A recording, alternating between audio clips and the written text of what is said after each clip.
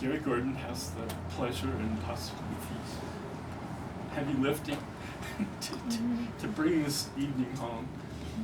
We've been everywhere, just about. And here he is now, Gary Gordon.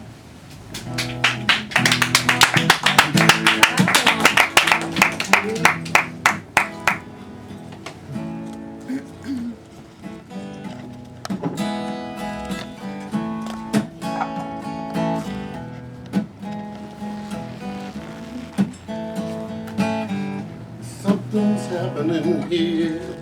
What it is ain't exactly clear. There's a man with a gun over there telling me I got to beware. Think it's time to stop. Hey, what's that sound? Everybody look what's going down.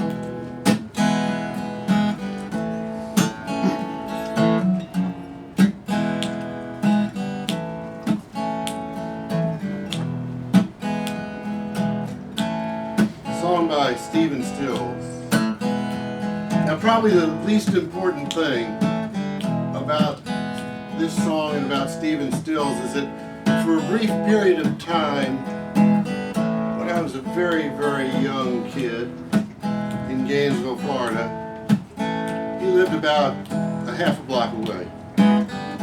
Of course, he was older than I was. He was one of the older kids. The older kids didn't play with the younger kids.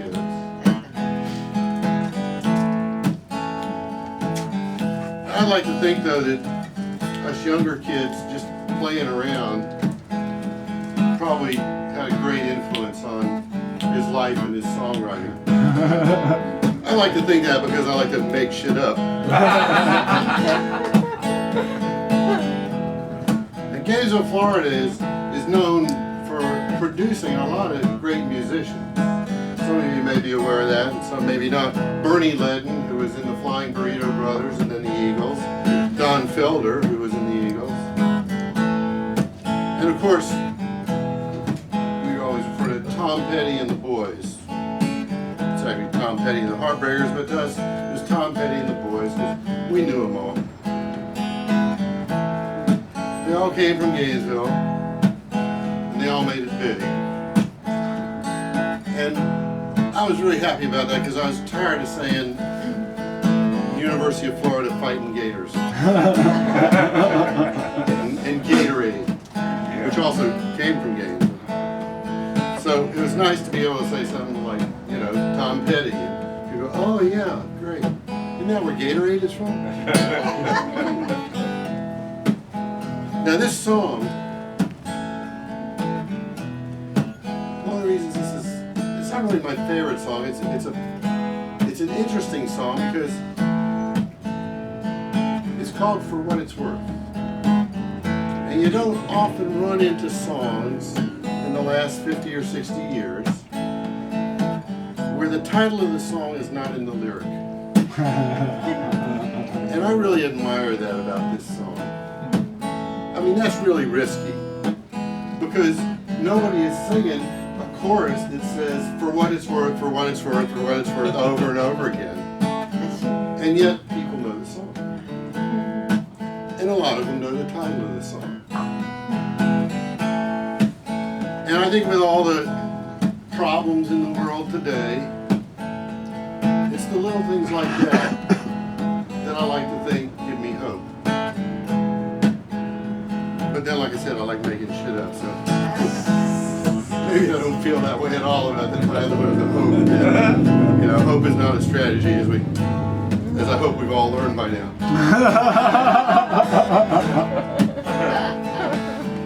So, yeah, I mean, there's so much that's happened since I was here last. The important stuff, Breaking Bad ended. And I really thought people were going to rise up about that, you know, and demand another season. More meth, more meth. But it didn't happen. I never watched it, so I really don't know. I mean, a friend of mine was in it, but that's all I know. And all the Oscars, all that's over with. Everybody go see all the movies and get all involved in that? Anybody? I saw them all. Yeah, you did. So I I thought that Meryl Streep playing the force of gravity in that movie with Sandra Bullock just did an incredible job.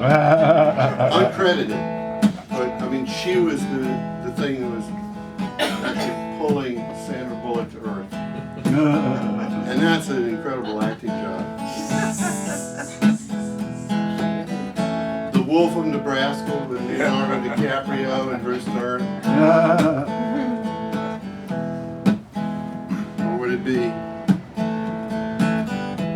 the Nebraska Buyers Club? I don't even know what that would be. You know, get all excited about that stuff. I've been trying to figure out the whole Ukraine thing. Because I got friends on both sides of that. I mean, I got friends saying, hey, Russia is right, because it's really a bunch of neo-fascist, neo-Nazi people that are taking over the Ukraine, and Russia's got to move in. I mean, Ukraine had a fair election, and then those guys got thrown out and the neo-Nazis are coming. And then other people are saying, no, it's the Nazis that are working with the Russians, and we got to keep the Russians out of there. And so I went to my board game Risk. And the board game Risk, if you look at the map, Crimea is definitely part of the Ukraine, and the Ukraine is definitely part of Europe. So there you go. I mean, if you can't let board game be the arbiter. You know, the thing about people rising up, you gotta watch out for this shit. I mean, not everybody who rises up is a good guy. And not every group of people that rise up is a good guy. Just because they're people rising up doesn't make them all good. I mean, the South rose up against the North. Civil War about that, you know? Yeah. What's going on in Venezuela now? The CIA-inspired right wing rising up against Hugo Chavez's legacy. Although they claim NPR ran a long interview, as they are wont to do, with one of the right-wing students talking about, we're not really against Chavez. It's just things are inefficient. If they were efficient, we wouldn't be rising up. I don't know. Sometimes it gets a little bit hard to keep track of. I mean, I'm all for citing 1492, but we got to remember that the reason several years later that some of the Native Americans teamed up with the Pilgrims was because it was a military alliance against other Native Americans who were forcing those Native Americans into a smaller and smaller area. And they said, oh man, the only way we can protect ourselves against this larger tribe is to team up with these Europeans and try and prevent that from happening. Well, what can we learn from that? Perhaps the Native Americans didn't get along with each other. Perhaps there were some tribes that were just as imperialist as Europeans and others moving across China and moving across the Mid-East into Africa with their Korans in one hand and their swords in the other. It gets really complicated when you try and get involved in this people rising up business. That's right. Now here's the thing about this song. This song, for some reason, became one of the anthems of the Occupy movement. And before that, it was even thought of as a protest song, an anti-war song. Because Stephen Stills wrote it, he said, about a riot that happened on Sunset Strip, which if you think about it, it was really just a riot between some mostly privileged white kids who wanted to party and some cops who, you know, wanted to exercise their batons. Yeah. I mean, if you think about it, it's not really a protest song. It has no business being an anthem. I mean, Union soldiers during the Civil War would sing John Brown. John Brown's body lies in Malvern in his grave. Now that was an anthem for them. That was about John Brown and the fact that he had been anti-slavery. And the South hung him for it.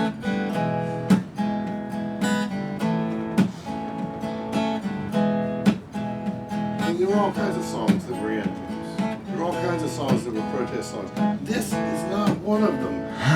This is a pop song with a couple of good lyrics. I mean, I like it when a song mentions paranoia. Paranoia strikes deep, into your heart it will creep. Starts when you're always afraid, step out of line, the men come and take you away. Okay, that's pretty cool. But it's not really against the war. It's not really for the working class. It's not really for the oppressed masses. It's not really the kind of song that you would sing like the Internationale when you're closing out your meeting of your Communist Party. It's a pop song. It's a nice pop song. How it became an anthem, I don't know. Now I realize that some of you may be saying, what the fuck? We thought Gary was like one of us, and now he's like getting down on this song. I'm just being a little bit of a critical thinker. I'm not here to be popular. If I was here to be popular, I'd be someplace where there were a lot of people. Okay, I couldn't help saying that. It's quality, not quantity, right? Something about size doesn't matter. Ladies, raise your hands, I don't know. At any rate, it could be a protest. It could be an anthem. But we ought to change some lyrics. Because this stop, hey, what's that sound? Everybody look what's going down. What the hell is that?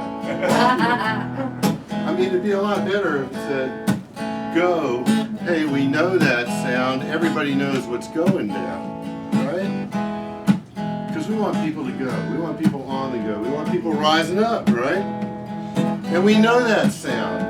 We know the sound of oppression. And we know the sound of revolution.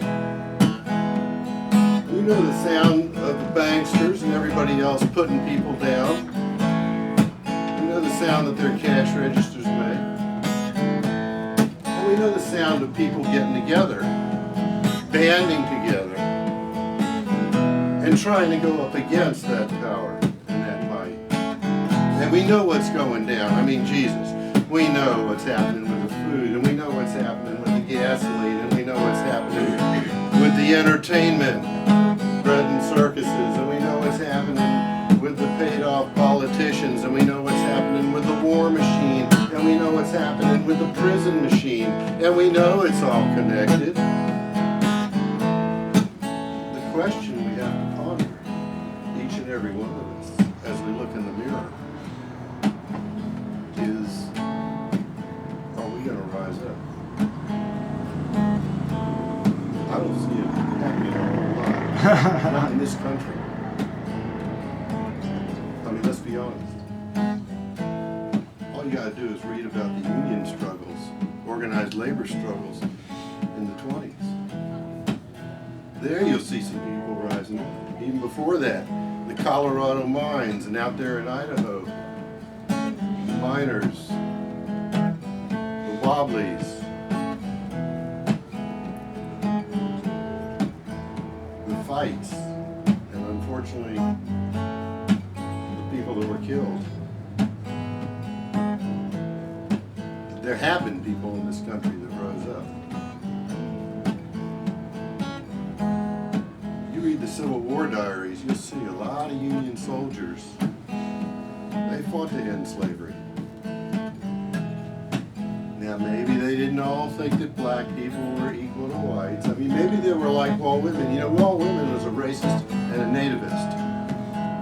And all you got to do is look that up. I recommend the book by Jackson Lears called Rebirth of a Nation. But all you got to do is look that up. I mean, a lot of people who were against slavery were not necessarily thinking that black people were equal. It's okay, it's got to start somewhere. 12 years a slave, 450 years a slave. So we got to look in that mirror and we got to ask ourselves, are we going to rise up? And if so, how? And are we going to be serious about it? Tough questions. I don't have those answers. Tough questions. We need someone worse than Stalin.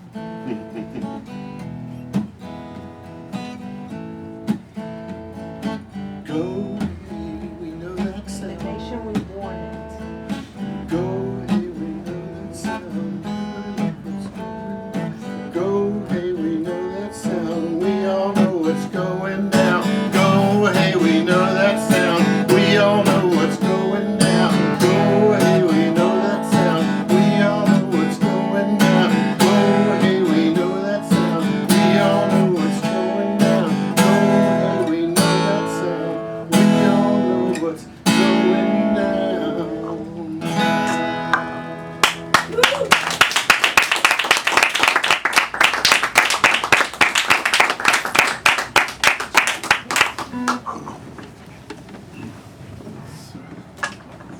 Well, here we are.